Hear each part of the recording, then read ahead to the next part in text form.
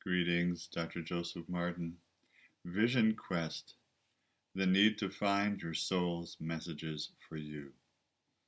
This is the third in the series of creating a new education and a new psychology, psychotherapy for ourselves, for the future, and for generations to come. In our native way, in Lakota, we say Hanblecheyapi, which means crying for a vision. And I will be using the native traditional vision quest and its other kinds of rites of passage and ceremonies in a respectful way. Remember, this is not a recreational thing. This is absolutely respectful, traditional, and something to be honored and to be thankful for.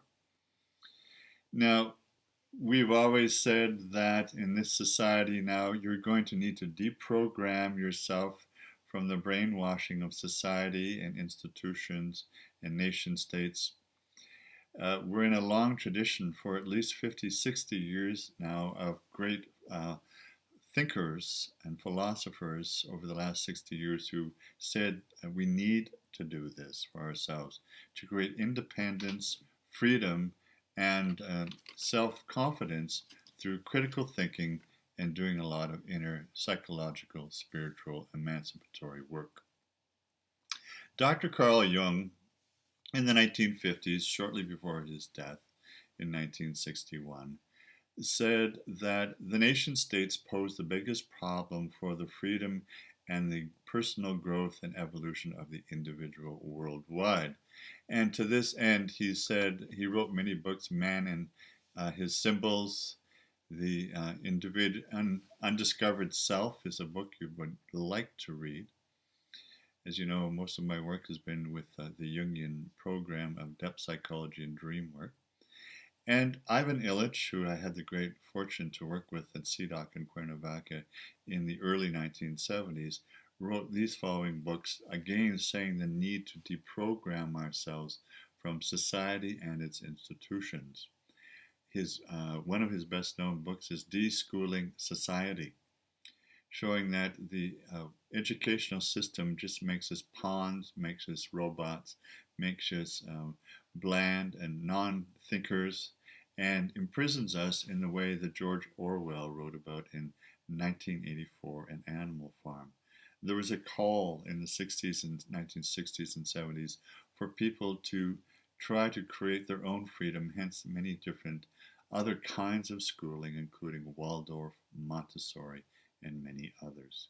Other books by Ivan Illich are Medical Nemesis and Tools for Conviviality, giving us the tools about how to be collaborative worldwide. Paulo Freire, The Pedagogy of the Oppressed. Those of us in the middle class and the lower classes need to teach ourselves how to get out of the victim state of being oppressed financially, politically, socially, ethnically, orientationally in terms of sexual orientation, and gender oppression. Now, there are many others, but I'll share those with you in another time. So we do need to take very seriously at this juncture, because nobody else is going to do it for you, the need to personally, individually, and collectively take action and deprogram, de-socialize, de-enculturate ourselves from the institutions that have values that are actually vices: lies, propaganda, enticement, materialism, concrete thinking, collectivism instead of individualism, and independence and individuation. And we need to start to purify our minds. We need to emancipate our emotions. And we need to be true spiritual anarchists to be able to stand up for honesty, integrity, truth, what is righteous and what is just, and what shows kindness, gentleness, and love and compassion. This is the role of all the great spiritual anarchists, starting with Zoroaster, Moses, Buddha, Jesus, Muhammad, peace be upon him, and many others since, including all the great females like Rabia and Kuan Yin and Avalokiteshvara. So it's very clear what we need to do. The psychology, the psychotherapy for the next 120 years will be done on an individual basis. And we have been prophesying in the native way here in Turtle Island, North America, for 500, 600 years before invasion by the colonizing Europeans, that there would come a time, and this is the time of the seventh fire now, in which the traditional rites of passage and ceremonies and rituals of creating spiritual, mental, emotional, and physical freedom and health and integrity and righteousness and peaceful thoughts would be shared with the non-First Nations in order that they might find wholeness and integrity. So I'm going to outline just a few steps for you how this can be done following the traditional native way. Now, first of all, I'd like to say that it goes with connecting with the inwardness in your heart, the deepest core of your infinite soul, that source, that self, that spirit, that soul connection. That's where you want to go. So in a respectful way, and that shows a lot of integrity, you need to be going there. And I'll outline what some of these can be. Secondly, you'll need to turn off all your TVs and don't listen to or participate in any of the violent or the vicious kinds of media or movies or dramas or programs on television that are always barraging us with murder and criminality and all the shows that one could see. Turn your TV off and don't engage in this. Thirdly, you'll need to connect or maybe reconnect, hopefully reconnect with nature, with Mother Earth, with all our relations, Mitakui Oyasin. You'll need to spend silent time alone out in nature, somewhere in a park or a forest or by a lake or on a hilltop or mountaintop where you can be alone. You can shut off all the socialization you've had through your family, your peers, your education, so-called education, which is planned amnesia. And you can simply listen.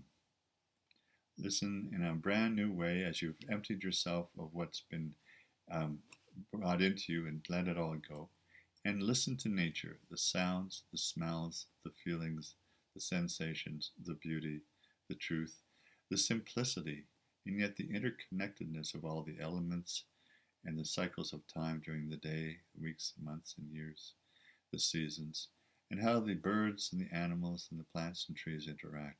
You need to sustain yourself, as I did as a young person and throughout my life, to go on canoe trips, camping trips, wherever you are. If you can go out even into a desert, or if you're in one of those countries, just go out and be alone and connect with Mother Earth, the anima mundi, the soul of Mother Earth. This is essential for your health and well-being and balance and harmony. Now, some of the native traditions that we use, and I'm talking about when I say vision quest, are these. The vision quest itself means prayer and fasting and humbling yourself before the Creator and with the Creator. Spending 2, 3 days, maybe 7 days alone out in nature, in the desert, a hilltop, a forest, by a river or creek or lake. Somewhere where you can be alone, and prayer and fasting all day long and all night long, in preparation for the vision quest. The vision quest is crying for a vision. You're looking for a number of things. You're looking for a sense of who your soul is, your soul to contact you. You're looking for a power animal to come and be your medicine helper. You're looking for a power song that will be your private secret, in the sense of private connected song that when you sing will empower you.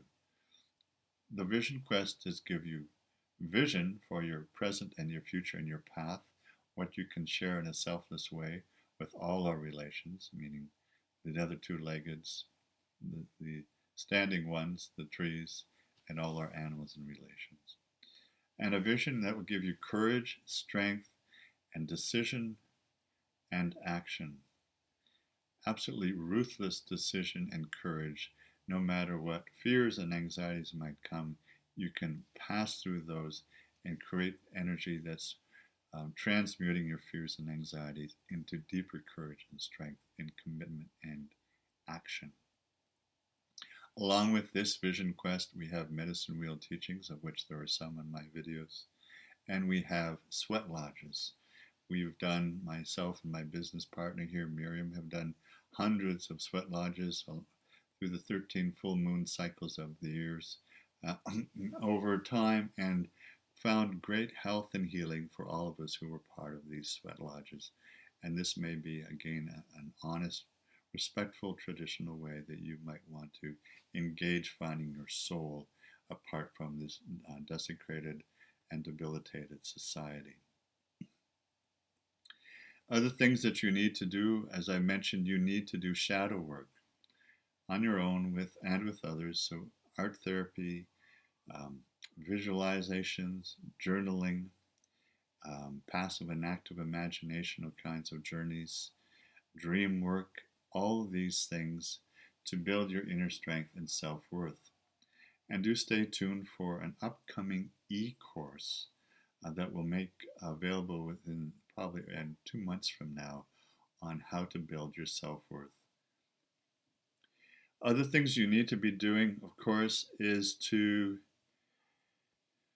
have a daily practice and experience of being responsible in this way for all the things that I've been mentioning: a 30-minute walk first thing in the morning, a healthy breakfast, a time to journal write and to write your dreams down, maybe do some reflection and dialogue with some of the dream characters, along with some drawings of the dreams themselves.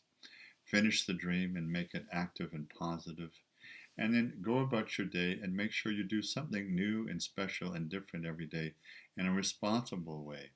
Whatever you're afraid of thinking or feeling or doing, do it today. Don't wait. You won't have it tomorrow. You only have now. You only have today. And make sure your whole day is complete and balanced with sleep, diet, exercise, laughter, lots of time with good friends that build you up, who are farther along the path than you. Always associate with people who are farther along the path with you, and this will draw you forward in your own life. Enjoy. And remember, another point is to always be your own unique self. Listen to your heart, listen to your conscience, listen to your own values, listen to what your passions and dreams and goals are that your soul messages you with. The soul messages come through any and everything, through your dreams, through your walk in nature, through the birds, through the animals, through conversations, meeting a new person, seeing an old friend, whatever, and listen to it and take action on that new message from your soul. Most of all, stay in a heartfelt place as you purify your mind and emancipate your emotions, clear your unconscious and your shadow, and do emotional karmic transformational energetic work with yourself to come to that place of purity and unity and wholeness, one with the source, one with the creator, one with all that is, feeling embodied and strengthened here to live a purposeful life with great meaning and value and loyalty and integrity. And most of all, remember that consciousness brings power, it brings knowledge, it brings freedom, and it brings truth and love.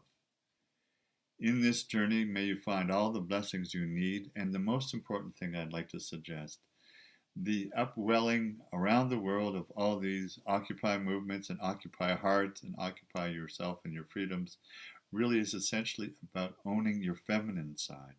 Your feminine is your spiritual side. It's your soul. The soul is always feminine in relationship to the Creator. The soul is always feminine in relationship to our Earth Mother. And the model for the future is to become one with the Earth Mother. The greatest thing I've done in my life is to become one with the Earth Mother, and that gives me the strength to carry on when I need that strength. And you can be a model human being, whether you're a man or a woman, to model this greatest spiritual, unconditional, feminine beauty, truth, and blessing. All my love, Dr. Joseph Martin. Om Namah Shivaya.